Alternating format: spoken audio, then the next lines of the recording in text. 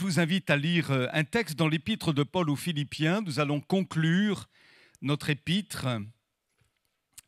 Cette étude de l'épître aux Philippiens a été quelque peu perturbée par la crise sanitaire. Donc, on n'a pas pu vraiment l'étudier comme on aurait souhaité. Mais enfin, on arrive, je pense, au couronnement de l'enseignement de l'apôtre Paul. Au terme de cette épître, nous avons vu la dernière fois que Dieu pourvoyait à tous nos besoins. Et ce soir, je voudrais vous partager quelques pensées à propos du contentement. Est-ce que vous le vivez? Est-ce que je le vis? Le contentement. C'est vraiment une voie royale. Et l'apôtre Paul nous l'exprime clairement par sa propre expérience. Et il voudrait certainement que les chrétiens de Philippe et par extension tous les chrétiens de toute génération vivent aussi ce contentement. Alors on va aller plus loin dans la réflexion, bien sûr, en lisant tout d'abord dans les Philippiens chapitre 4, versets 10 à 13, et on salue nos amis qui nous suivent en ligne aussi. Paul dit « J'ai éprouvé une grande joie dans le Seigneur, de ce que vous avez pu enfin renouveler l'expression de vos sentiments pour moi. Vous y pensiez bien, mais l'occasion vous manquait. Ce n'est pas en vue de mes besoins que je dis cela, car j'ai appris, et ce terme est important, j'ai appris, il s'agit de l'école de Dieu, à être content de l'état où je me trouve. Je sais vivre dans l'humiliation. Je sais vivre dans l'abondance. En tout et partout, j'ai appris à être rassasié et à avoir faim, à être dans l'abondance et à être dans la disette. Je puis tout par celui qui me fortifie. Cependant, vous avez bien fait de prendre part à ma détresse. Amen. Avez-vous déjà vécu des déceptions? Curieuse question, puisque nous sommes des êtres humains et même en qualité d'enfants de Dieu, même étant entrés dans le royaume de Dieu en Jésus-Christ, nous avons tous vécu, plus ou moins, des déceptions. Nous avons éprouvé des déceptions. Quelqu'un qui vous aimait et puis qui tout à coup s'est détourné de vous. On vous a laissé tomber alors que vous aviez besoin d'aide et vous avez ressenti particulièrement votre solitude. Quelqu'un qui cherchait du travail, en a eu pendant une période d'essai. Et au terme de cette période d'essai, eh bien, on lui dit « c'est terminé, le contrat s'achève » et il n'est pas renouvelé. Tout à l'heure, on a eu un coup de fil d'un de nos gars qui, depuis un certain temps, se démène pour obtenir un appartement à Paris. C'est pas évident, Paris. Et puis après beaucoup de combats et tout ça, il lui a été dit qu'il aurait un appartement. Donc, la date est prise. Là où il est, il va bientôt quitter. Tout est orchestré.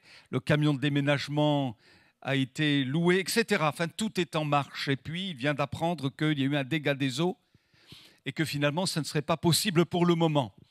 Et donc, il a dit, mais comment je vais faire? Puisque je vais aller vivre où? Comment je fais maintenant? Pas facile. Pourtant, il a prié. Pourtant, nous avons prié pour lui. Nous l'avons accompagné, nous l'avons porté. Il lui fallait absolument cet appartement. Que faire? Dieu le sait. J'appelle cela des espoirs avortés. Et même quand on est enfant de Dieu, fidèle, je ne parle pas ici de ceux qui vivent dans le péché, bien évidemment.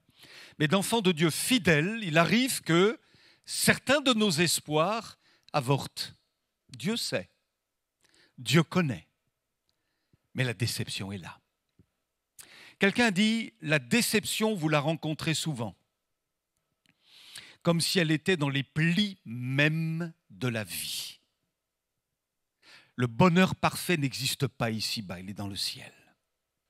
Et les déceptions existent, que nous soyons dans le nord, le sud, l'est ou l'ouest, quelle que soit l'église où nous sommes, quelle que soit la famille où nous sommes, le travail où nous avons été établis aussi, les déceptions existent.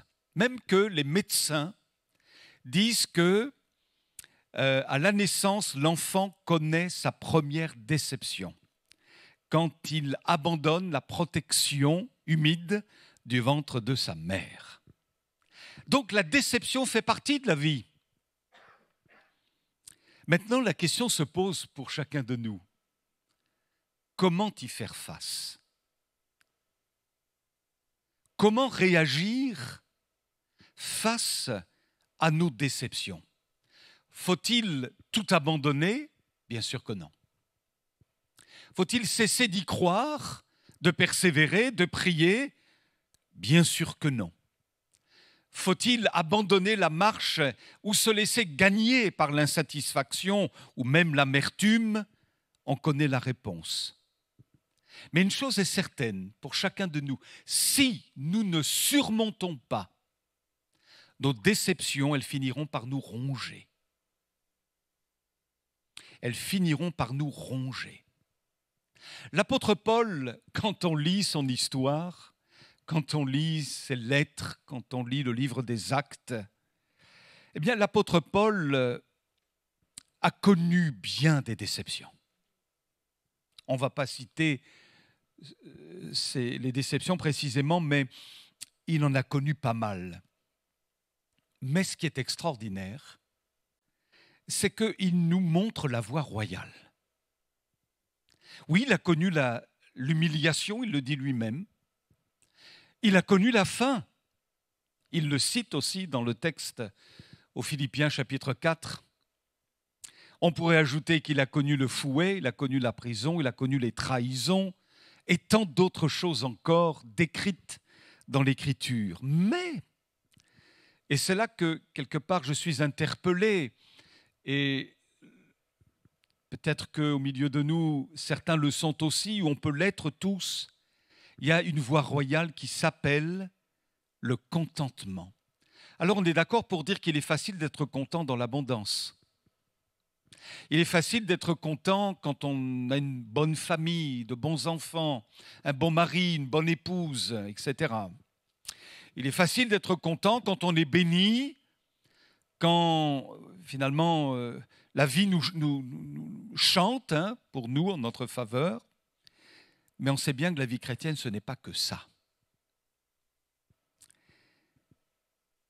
Alors le contentement, comment le vivre? Je me suis posé la question. Comment le vivre quand on est malade? Quand on tombe veuf ou veuve? Quand on rencontre des difficultés dans le travail? Quand on tombe au chômage? Quand il nous arrive des pépins? La vie, quoi! Quand il nous arrive toutes sortes de choses et toutes ces choses-là produisent des déceptions. Le Seigneur nous montre bien, à travers Paul, qu'il y a une voie royale, le contentement, mais comment le vivre? Alors j'ai réfléchi là-dessus et je me suis dit, sans doute que le contentement se nourrit au moins de deux choses. Au moins. La première chose, on pourrait l'appeler l'espérance, et la deuxième, la reconnaissance. Si l'on perd l'espérance, si notre reconnaissance est affectée par toutes sortes de choses, nous ne vivrons pas le contentement. Qu'est-ce que vous en pensez? Mais vivre le contentement signifie, me semble-t-il, nourrir de l'espérance dans notre cœur et s'habituer aussi à être reconnaissant. Je pense à mon fiston tout à l'heure au téléphone, c'était pas facile d'être reconnaissant. Et tant d'autres choses que nous vivons, vous et moi, c'est pas facile de dire merci au Seigneur. C'est pas facile de garder l'espérance, d'avoir un regard positif sur les événements, sur l'avenir. C'est pas facile. Mais n'est-ce pas ce que Dieu nous demande néanmoins?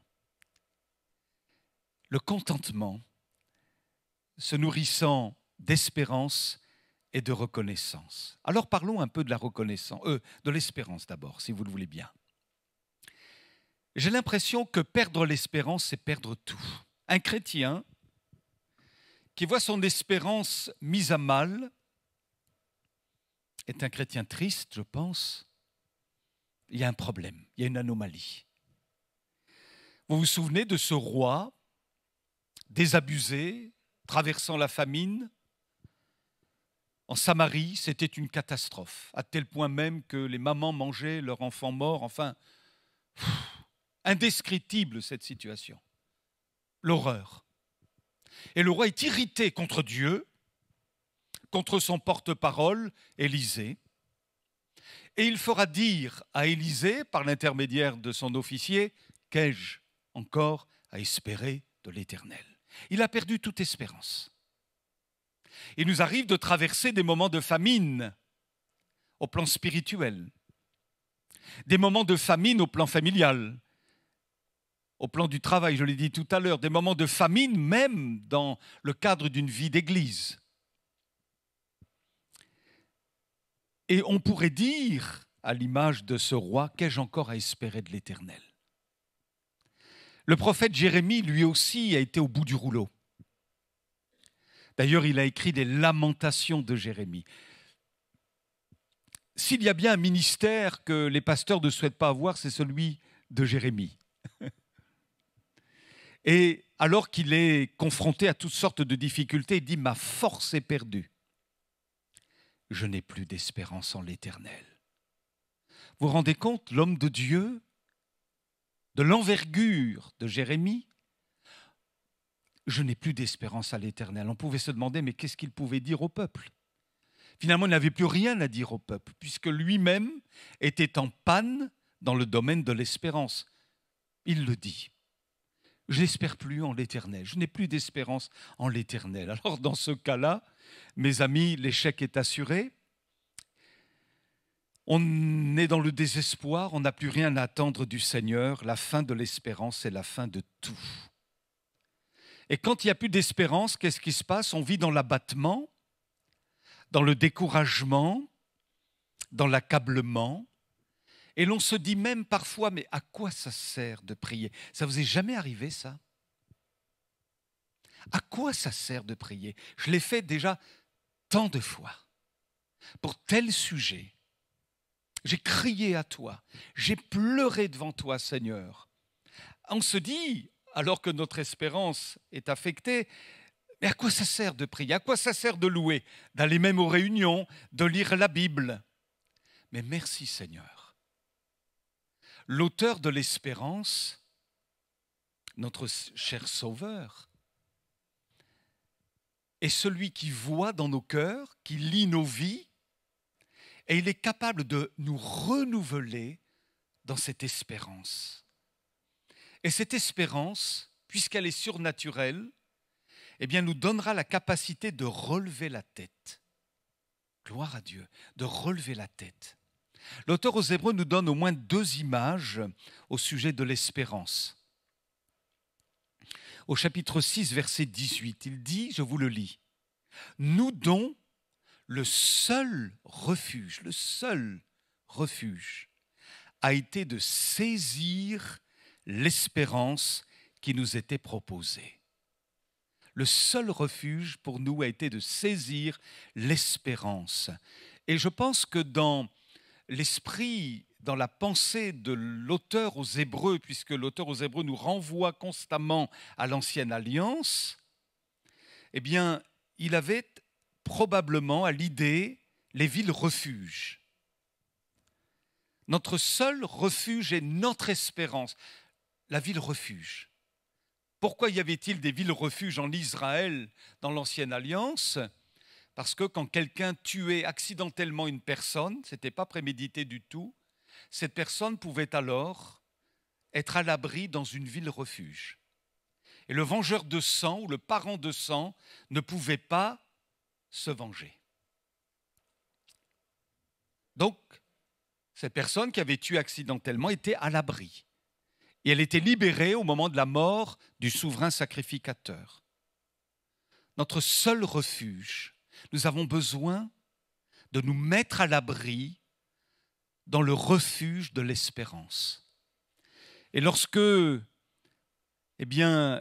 l'accablement, le découragement, les déceptions rôdent autour de cette ville refuge de l'espérance, ils ne peuvent rien.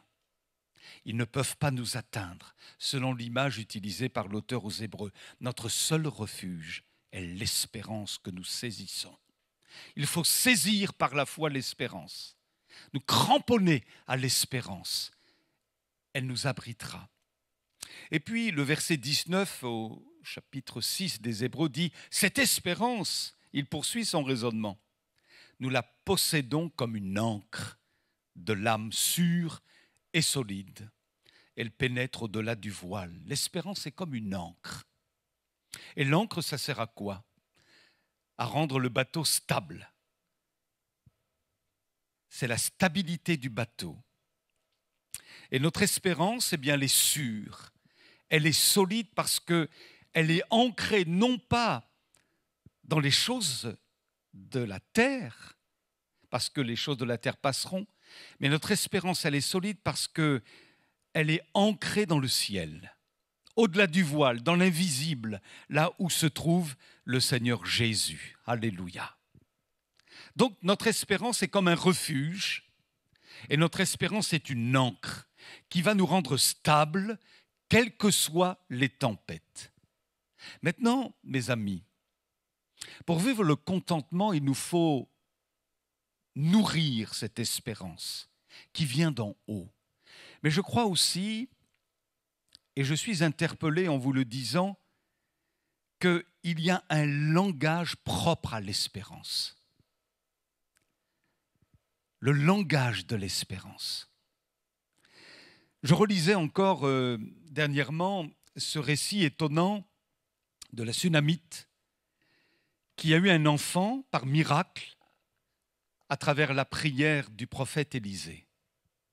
Cette femme avait eu à cœur d'inviter le prophète chez elle avec son mari et puis avait préparé une petite pièce, vous vous en souvenez, en mettant un lit en place, une petite table, un chandelier, enfin tout ce qu'il fallait pour accueillir l'homme de Dieu. Et l'homme de Dieu a voulu être reconnaissant. Qu'as-tu besoin? Quel est ton besoin? Et le serviteur d'Élisée a dit, mais cette femme, elle n'a pas d'enfant. Et puis, le miracle a eu lieu. L'enfant est né, il a grandi, et vous vous en souvenez, il a été malade, à tel point qu'il a dit, oh ma tête, il meurt. Waouh, quelle déception. Que va-t-elle faire? Elle s'apprête à quitter le lieu où elle vit pour se rendre chez le prophète. Et son mari lui dit, mais tu vas aller voir le prophète, c'est pas le moment, enfin. Et souvenez-vous de cette parole. Tout va bien. C'est une parole qui m'a souvent étonné. Tout va bien. Comme si elle disait, on va transposer ce langage dans le Nouveau Testament, Dieu est au contrôle. Enfin, je vois ça comme ça, personnellement. Dieu est au contrôle. Tout va bien. Ça n'empêche pas qu'elle a des angoisses. Ça n'empêche pas que la pilule, excusez-moi l'expression, est dure à avaler. C'est dur, et d'ailleurs le prophète le sait, que dans le cœur de cette femme, ça boue. Le Seigneur fera le miracle. Mais je me dis, n'est-ce pas le langage de l'espérance qui n'anesthésie pas pour autant les réalités? Les réalités sont là. Et cette femme savait bien quelle était la réalité. Mais néanmoins, elle opte pour le langage de l'espérance. Merci Seigneur. Je pense aussi à Jacob, alors que son épouse meurt en couche. Elle met au monde un petit qu'elle choisit d'appeler Benoni, fils de ma douleur. Et lui, Jacob, l'appelle Benjamin, fils de ma droite. C'est le langage de l'espérance. C'était pas facile non plus pour Jacob, mais il a préféré non pas utiliser le langage de la désolation, mais celui de l'espérance. Joseph aussi, il a appelé ses fils Éphraïm et Manassé. C'est un langage d'espérance. Dieu m'a rendu fécond, c'est ce que signifie Éphraïm, et Manassé, Dieu m'a fait oublier toutes mes peines et toute la maison de mon père. Cet homme avait beaucoup souffert. Beaucoup souffert. Et Joseph aurait pu être un homme amer, terriblement amer. On ne pouvait presque pas le toucher, voyez. Il aurait pu être comme ça. Susceptible, un peu parano, excusez-moi. Tant il avait souffert. Mais c'était un homme qui se confiait en Dieu, on le sait, et qui avait le langage de l'espérance. Béni soit Dieu. Le langage de l'espérance. Ce qui veut dire que l'espérance donne de voir le meilleur et non le pire pour la suite parce que Dieu est là. Et je pense que ça doit être le langage de l'Église aujourd'hui. Le langage des serviteurs de Dieu. Le langage des parents, des grands-parents pour leurs enfants, pour leurs petits-enfants.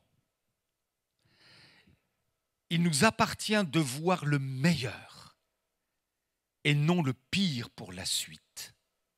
Nous pourrions faire des bilans très négatifs et nous dire « mais j'ai un de mes enfants qui n'est pas encore sauvé ». Et puis j'ai ma petite fille qui va mettre au monde un autre enfant. Que va-t-il devenir dans ce bas monde qui est de pire en pire? Et voyez, on pourrait sans s'en rendre compte avoir un langage négatif, pessimiste, décourageant. Eh bien, je crois que nous devons faire la différence. Je m'exhorte. Nous devons faire la différence. L'espérance nous donne de voir le meilleur en Jésus-Christ et non le pire pour la suite. Vous vous souvenez du psalmiste qui exhortait son âme à tenir en quelque sorte le langage de l'espérance. Psaume 42, verset 6. « Pourquoi t'as battu mon âme ?» Il a le moral cassé. C'est ça que ça veut dire. Il a le moral cassé. « Pourquoi t'as battu mon âme ?» Gémis-tu au-dedans de moi. Il est agacé par ce qui se passe au-dedans de lui. Vous avez parfois des élans de mélancolie, des élans de pessimisme, de négativité, de dépréciation de vous-même. Nous sommes que des êtres humains. Et donc, il nous arrive à chacun de sentir ces choses-là. Mais l'homme exhorte son âme à tenir le langage de l'espérance. Et il va dire, espère en Dieu. Il exhorte son âme, qui est au bout du rouleau. Espère en Dieu. Voilà, l'espérance.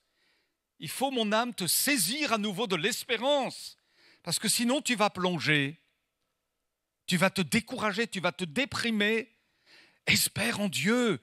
Et là, alors, je le louerai encore. Amen. Et je reviens à Jérémie qui disait, on l'a dit tout à l'heure, ma force est perdue, je n'ai plus d'espérance. Et quand je pense à ma détresse, alors voilà, quand il pensait à tout ce qui n'allait pas, ça le décourageait complètement. Son âme était abattue au-dedans de lui. Mais voilà qu'à un moment donné, il prend position. Et sans doute que c'est cela que nous avons à faire dans les situations un peu particulières que nous pouvons traverser parfois, où j'use du langage de l'espérance, où je proclame mon espérance, où je laisse la négativité m'envahir. Et Jérémie, alors qu'il est complètement abattu, va prendre position et il va choisir le langage de l'espérance. Voici ce que je veux, on connaît par cœur ce texte, repasser en mon cœur ce qui me donnera de l'espérance. Donc voilà, il s'arrête Et il dit, je veux maintenant parler le langage de l'espérance. Et c'est quoi le langage de l'espérance? Les bontés de l'Éternel ne sont pas épuisées. C'est comme, même s'il ne le vivait pas sur le coup, là, mais il savait que c'était une réalité. Les bontés de l'Éternel ne sont pas épuisées. Ses compassions ne sont pas à leur terme. Elles se renouvellent chaque matin. Oh, que ta fidélité est grande. Amen. Pour vivre le contentement, il faut saisir l'espérance. Il faut qu'elle devienne une encre, l'encre de notre âme, pour nous stabiliser dans les moments de tempête, dans les moments difficiles. Et puis, le deuxième élément, je vous l'ai dit tout à l'heure, c'est la reconnaissance.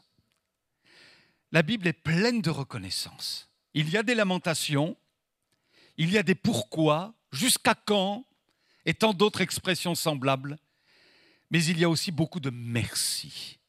On apprend à nos enfants, alors qu'ils sont tout petits, à dire merci. Combien de fois ma mère ne m'a-t-elle pas dit « As-tu dit merci ?» Vous vous souvenez de cela quand vous étiez petit? Et c'est vrai que c'est un langage tellement important devant Dieu. Merci.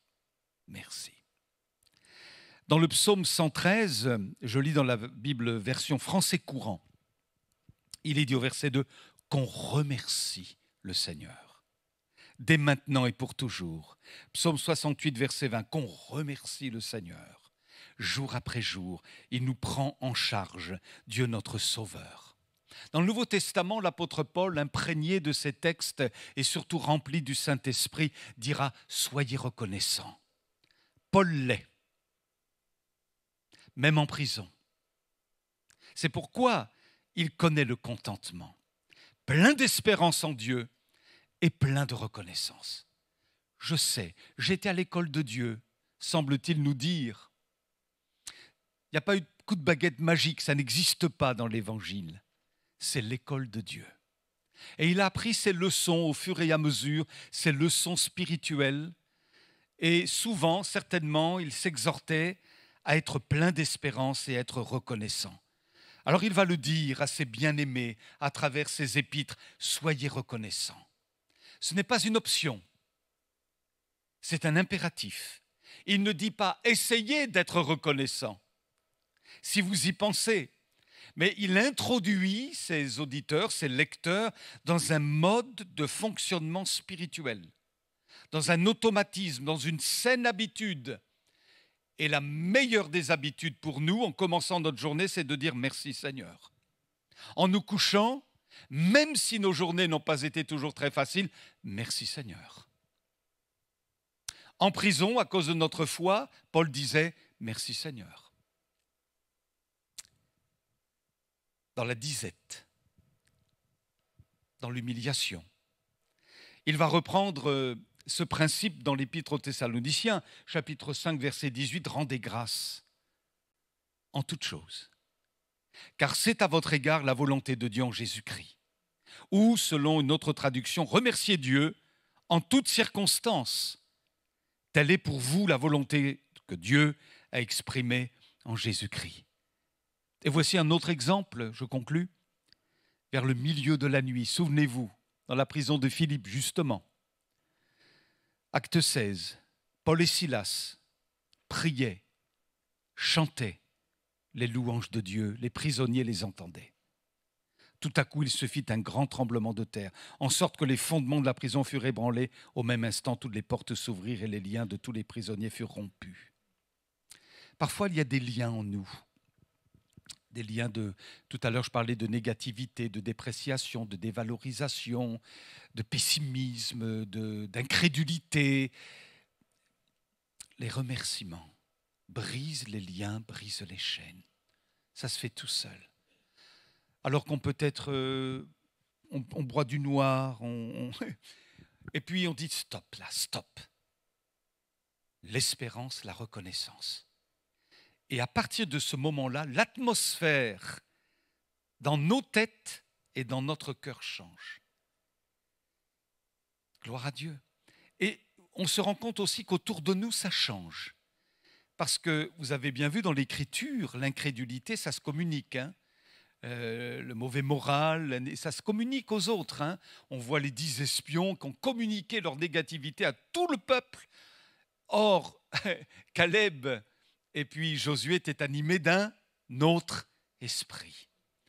Et parfois, eh bien, ça nous arrive aussi d'être un peu comme les 10 espions et on voit tout négatif, tout trop grand, les épreuves trop grandes, les difficultés trop grandes, les murailles trop hautes, l'adversaire trop fort. Et puis, quand on nourrit ça dans notre cœur, on finit par contaminer les autres. Il y a besoin d'un changement d'atmosphère. Et avant que ça commence par les autres, ça commence par soi-même. Amen. Hein? Ça commence par soi-même. Seigneur, aide-moi. Alors, je vous propose une conclusion sous forme de poème. Vous êtes d'accord? Ça a été même chanté, ça, autrefois. L'esprit content, c'est un trésor, du plus précieux que l'on connaisse, car il vaut mieux que beaucoup d'or. Contentement passe richesse. Il ne dépend ni de l'argent, ni d'aucun lieu, ni d'un ciel bleu, de rien enfin, ni de personne. L'esprit content, Jésus le donne. À qui devient enfant de Dieu et choisit le vrai bien que l'on souhaite. Le reste alors compte si peu. Pourquoi faut-il qu'on s'en inquiète ?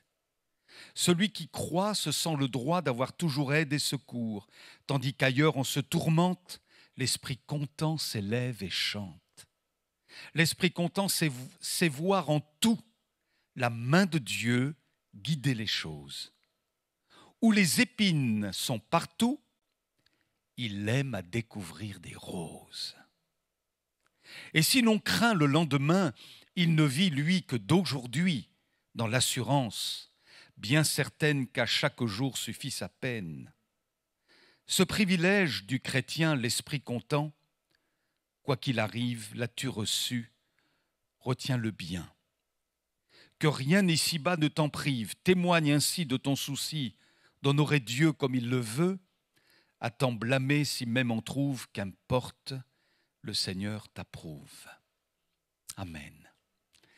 Frères et sœurs, et croyez que celui qui vous parle s'exhorte. Ne croyez-vous pas que nous avons besoin de grandir dans le contentement? Je dirais cet enseignement est le couronnement de la fin de cet épître de Paul aux Philippiens. Et je me dis, si on a découvert ça, si on le vit, en nourrissant l'espérance, la reconnaissance, bien vraiment on a remporté des victoires.